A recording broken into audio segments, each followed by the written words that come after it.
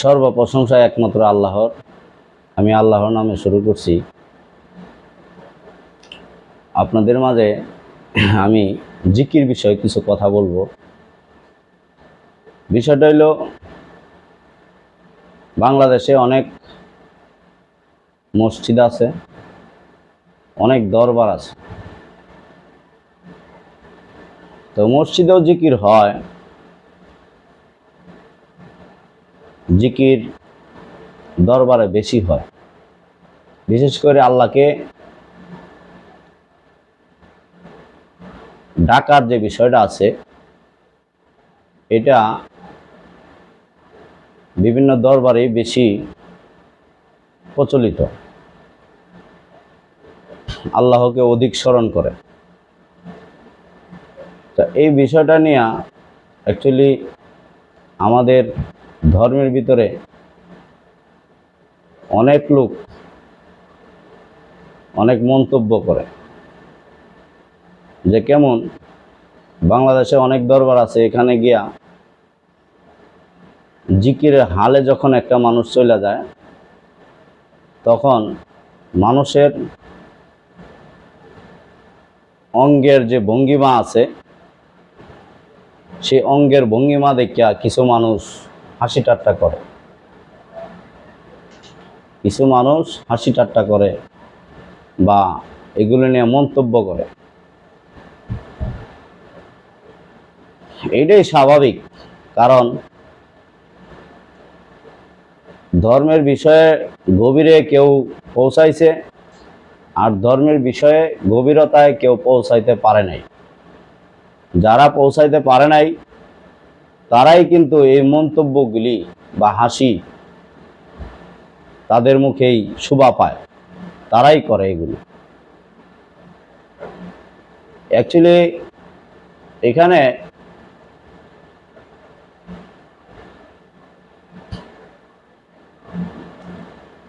চারটা স্তর আছে। চারটা স্তর বলতে কি,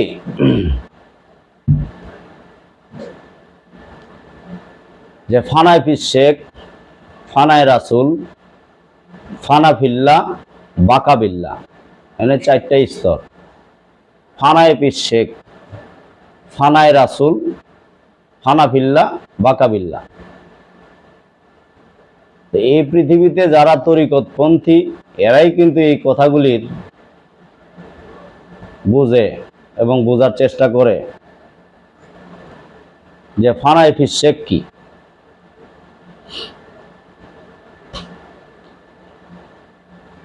অতি প্রথম একটা মানুষ যদি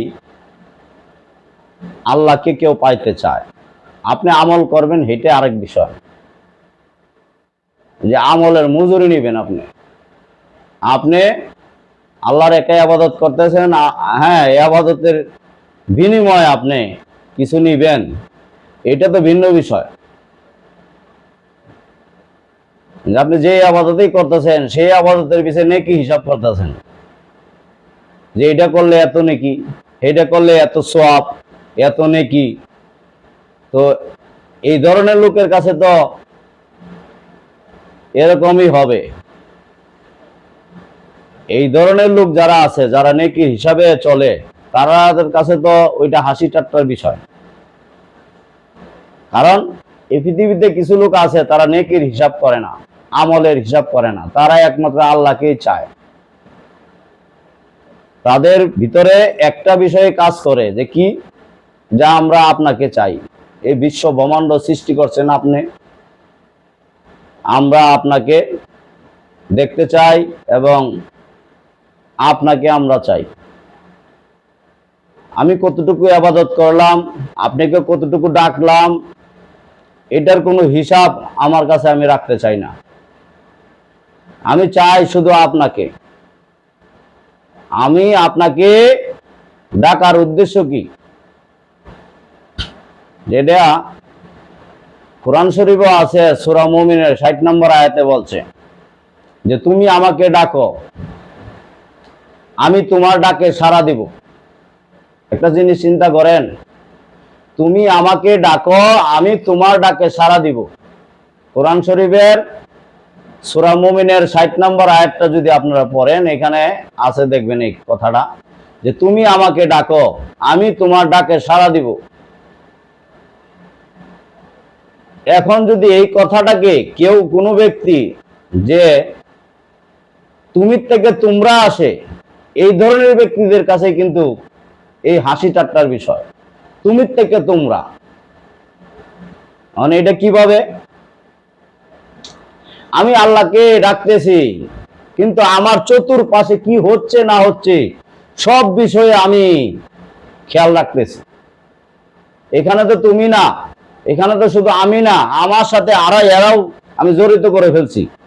আমার ডাকার সঙ্গে আমার মনটা তো এদিকে ওদিকে ওদিকে, চতুর্পাশে কি হচ্ছে না হচ্ছে সেদিকে আমি খেয়াল রাখতেছি। আমার মনটা তো চতুর্পাশে দৌড়াইতেছে, হ্যাঁ, চতুর্দিক খেয়াল রাখতেছি আমি। তো আমার মনটা তো সেদিকেই, তো আমার আল্লাহ থেকে আমার মনটা তো আল্লাহতে নাই। আমার মনটা কোথায় নাই? আল্লাহতে নাই। যে আল্লাহকে আমি স্মরণ করতেছি সেই মনটা তো আল্লাহতে নাই। সেই মনটা তো চতুর্পাশে রইল। আর যে আল্লাহতে ফানা হইতে পারে, যে আল্লাহতে ফানা হইতে পারে, ফান্না ফিল্লার দেশে জিকিরের মাধ্যমে, সে আল্লাহর স্মরণের মাধ্যমে যদি ফানা ফিল্লায় গিয়ে পৌঁছাইতে পারে, তখন চতুর্পাশে কি হচ্ছে তার ভিতরে এই খেয়ালটা থাকবে না। তখন কিন্তু সে নিজের দেহটাকে ধরে রাখা খুব কঠিন ব্যাপার হয়ে যায়। সে এমন একটা জগতে চলে যায়। এখানে একটা বিষয় আছে যে আপনি আল্লাহকে স্মরণ করতেছেন, কিন্তু আল্লাহর রূপ সম্বন্ধে আপনার কোনো অভিজ্ঞতা নাই। আপনি আল্লাহরাও চিনেন না, নিজেরাও চিনেন না, শয়তানেরও চিনেন না। আল্লাহরে আপনি শুধু খালি নামে ডাকতেছেন। আরেক ব্যক্তি আল্লাহরে চিনে, হ্যাঁ, নিজেকেও চিনে, শয়তানকেও চিনে, এবং সে আল্লাহকে টার্গেট করেই সে আল্লাহর স্মরণে মগ্ন হয়েছে। আল্লাহর স্মরণে সে মগ্ন হয়েছে। আল্লাহর স্মরণে মগ্ন হইতে হইতে এমন একটা চরম পর্যায়ে গেছে, তখন সে বসার থেকে দাঁড়ায় গেছে, দাঁড়ায় অবশ্য জিকির চলছে। তখন তো সে নিজের ভিতরে নিজেরই খেয়াল নাই, সে আল্লাহতে বিলীন হয়ে গেছে, আল্লাহর রূপের মাঝে সে বিলীন হয়ে গেছে। তখন তারে দেখলে তো পাগলের মতো মনে হবে। আর কিছু মানুষ মনে করবে যে ভণ্ডামি ছাড়া কিছুই না, এটা শয়তানি শুরু করছে। এরকমই তো মনে হয়, এরকমই তো করে, সমাজে তো এরকমই দেখতেছি যে কোনো মানুষের জিকির দেখিয়া তারা হাসি ঠাট্টা, হ্যাঁ, ভণ্ড বলে আখ্যায়িত করে, খারাপ। অ্যাকচুয়ালি যারা খারাপ বলতেছেন তারা একটু ভাবেন, আপনি কি আল্লাহরে চিনছেন? আল্লাহর রূপ সম্বন্ধে কোনো অভিজ্ঞতা আছে আপনার? রূপ সম্বন্ধে যদি অভিজ্ঞতা থাকে, তাহলে অবশ্যই আপনিও এই রূপের প্রতি দুর্বল হইয়া আপনিও এরকমই করবেন। এমন ভাবে আল্লাহকে ডাকবেন যে আপনি একা হয়ে গেছেন, পৃথিবীতে আর কেউ নাই। আপনি আর আল্লাহ, এর মাঝে আর দ্বিতীয় পক্ষ কেউ নাই, শয়তান নাই, খান্নাস রূপী যে শয়তানরা আছে আপনার মাঝে নাই। আর যতক্ষণ পর্যন্ত খান্নাস রূপী শয়তানরা থাকবে, ততক্ষণ পর্যন্ত আপনাকে সে জিকির করতে দিবে না, জিকিরে ফানা ফিল্লার দেশে যাইতে দিবে না। কেননা ওইখানে কি হচ্ছে, ওইখানে কি হচ্ছে, কে কেমনে জিকির করতেছে, হ্যাঁ, ওই পুরুষটা কেমনে জিকির করতেছে, কে, সব আপনি খেয়াল রাখবেন। আপনার মনটা তো সে টাইনা নিতেছে অন্যদিকে। কে নিতেছে? শয়তানে নিচ্ছে। কারণ আপনার শয়তান আপনাকে গ্রাস করে ফেলছে। আপনি মন স্থির করতে পারবেন না, কখনো না। আর যারা মন স্থির করে তাদেরকে দেখে আপনারা অবশ্যই এগুলি সমালোচনা করেন, আর এগুলি ইউটিউবে বা ফেসবুকে দিয়ে আপনারা খুব আনন্দিত, খুব খুশি। আজকে এই বিষয়টাই দেখেন, আল্লাহকে যদি কেউ পাইতে হয় তাহলে উসিলার মাধ্যমে যাইতে হবে। উসিলাটা কে? পীর। এর লেগে বলছে ফানায় পীর শেখ। পীরের মাঝে আগে ফানা হইতে হবে, উসিলার মাঝে, এরপরে ফানায় রাসূল,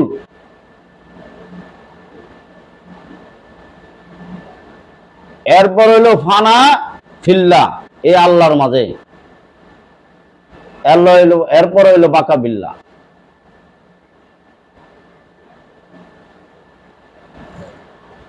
তো এখানে একটা কথা থাকতে পারে যে দেখেন, একটা উপমা দিতে হয় এই কথাটা বোঝাইতে হইলে। কবি জালালউদ্দিন একটা গান লেখছে, এই গানটার ভিতরে বলছে যে পীর সুরতে চাহিলে ইশকেতে মজিলে সেই সুরত বদলে হবে নবীরই ঘটন। কি কইছে? পীর সুরতে চাহিলে ইশকেতে মজিলে, এই সুরতের মাঝে এশক থাকতে হবে, প্রেমের এশক। শুধু ডাকার ব্যাপার না, একটা টান থাকতে হবে চুম্বকের মতো, অন্তরে অন্তরে একটা টান, মনের টান। ওই সুরতের মাঝে আপনার ডুবতে হবে। যখন আপনি ডুববেন তখনই বলে, যদি ডুবতে পারেন, পীরের সুরতের মাঝে যদি আপনি ডুবতে পারেন, তাহলেই এটাকে বলা হয় কি? ফানায় পীর শেখ। এই ফানায় পীর শেখ পরিবর্তন হইয়া তখন রাসূলের রূপ ধারণ করব, এই রূপটাই রাসূলের রূপ ধারণ করব, তখনই হবে ফানায় রাসূল। ফানায় রাসূল, ফানায় রাসূল। তখন এই ইয়াশকটা, আপনার যে মনের অন্তরের একটা টান, সেটা রাসূলের মাঝে ফানা করতে হবে, এই রাসূলের সুরতের মধ্যে। এরপরের স্তর, তো কবি জালালউদ্দিন যেমনি বলছে, দেন না এনে কইছে, পীর সুরতে চাহিলে ইশকেতে মজিলে সেই সুরত বদলে হবে নবীর গঠন। সেই নবীর নূরে সর্বঙ্গ জুড়ে দিলেতে হইবে রৌশন। রৌশন ঘুরিয়া ফিরে ফানা ফিল্লার ফালে, শেষে দেখিবি আপনা সুরতে আপনি আপন নিরঞ্জন। পীর সুরতের থেকে রাসূলের সুরত, রাসূলের সুরত থেকে নিচ্ছুরত, এই নিচ্ছুরতের মাঝে যদি কেউ ফানা হইতে পারে, এটাকে বলা হয় ফানা ফিল্লাহ। হ্যাঁ, তারপরে হইলো বাকা বিল্লাহ, যখন নিজের বাকা বিল্লার স্তরটা আরো ঊর্ধ্বে, যে বিষয়টা হইলো কি আমি তুমি, তুমি আমি, এটা হইলো কি বাকা বিল্লাহ। আর আমি আর তুমি, তুমি আর আমি, এখানে হইলো কি ফানা ফিল্লাহ। এই ফানা ফিল্লাহ জিকিরে, ফানা ফিল্লার দেশে যে চলে যায় জিকিরে গিয়া, তখন এদেরকে দেখে আপনারা ব্যঙ্গ করেন কেন? একটু গভীর দেশে যান না ধর্মটাকে নিয়ে, দেখেন কত মজার বিষয়, আল্লাহর বিষয়টা কত ঊর্ধ্বে, আর কত ঊর্ধ্বে এবং কত কাছে। আপনি তারে দূরে রাখছেন দেখে শুনি উনি দূরে, আর আপনি যদি কাছে আনেন অবশ্যই দেখবেন উনি কাছে।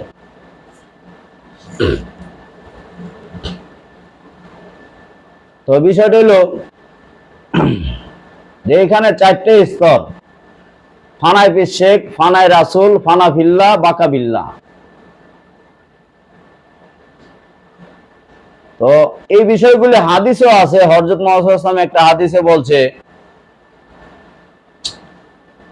যে তোমরা এমন ভাবে জিকির করো যাতে লোকে তোমাদেরকে পাগল বলে। কোন পাগল? মেন্টালি যে পাগল, যে মাথার মস্তিষ্ক ব্রেন নষ্ট হয়ে গেছে, এই পাগলের কথা বলেন নাই উনি। কি বলছে? যে তুমি এমন ভাবে জিকির করো লোকে যাতে পাগল বলে। কোন পাগল? আল্লাহর পাগল বলে। আর আজকে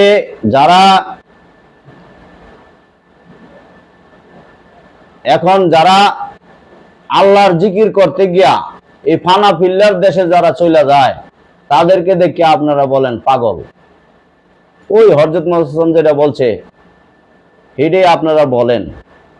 তারা তো ভণ্ড বলেন, আপনারা ভণ্ড কেন? হযরত মুহাম্মদ বলছে যে এমন ভাবে জিকির করো লোকে যাতে পাগল বলে। হ্যাঁ, কার পাগল? আল্লাহর পাগল হয়ে গেছে কে? হ্যাঁ, সে আল্লাহর জন্য নিজেকে পাগলের মতো বানায় ফেলছে যাতে আল্লাহকে পায়, সে কাছে পায়। ওই যে আল্লাহ কোরআন শরীফে বলছে, কি বলছে? সূরা মুমিনের 60 নম্বর আয়াতে, তুমি আমাকে ডাকো আমি তোমার ডাকে সাড়া দিব। আমি তোমার ডাকে সাড়া দিব। আমারে চিনলাম না, আমি আল্লাহরেও চিনলাম না, তো আল্লাহ যে সাড়া দিব, আল্লাহরে আমি চিনলাম না, তাহলে এই জিকির আর কত বছর করবেন? যাদেরকে ভণ্ড বলতেছেন তারাই তো দেখেন এই জিকিরের ভেদ বুঝিয়া গভীরে চলে গেছে। একটা সময় দেখবেন তারা কোন এক সময় তাদের ভিতরে, সবারই বলতাছি না, তাদের ভিতরে কোন কোন লোক কামেল হয়ে যায়, ওলি, আল্লাহর ওলি হয়ে যায়। চিন্তা করে দেখেন আপনারা যে ব্যঙ্গ করতেছেন, আপনারা কি হচ্ছেন?